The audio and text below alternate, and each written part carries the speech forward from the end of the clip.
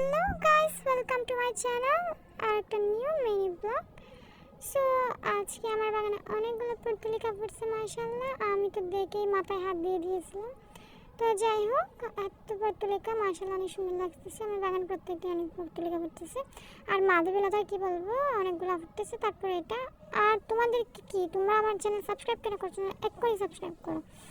যাই হোক, এত সুন্দর লাগতেছিল, কি যে সুন্দর লাগতেছে দেখো, জাস্ট আকাশটা। তারপর এতগুলো গাছ আমি আজকে ফেলে দিয়েছি, এত গাছ হয়ে গেছে আমার বাগানে। লাগানোর সময় কম থাকে আর লাগানোর পর এত গাছ। যাই হোক, তোমাদেরকে আমি দেখাবো আজকে পান গাছের চারা তৈরি করে।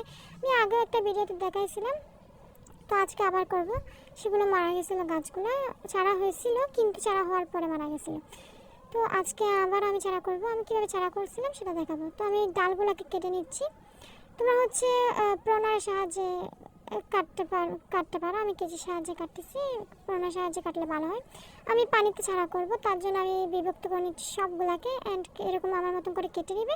তারপর আমি যে পানির গামলাটাতে চারা করি সেটা নিয়ে নিয়েছি আর পানি দিয়ে দিয়েছি। পানি তো অবশ্যই আছিল এটাতে।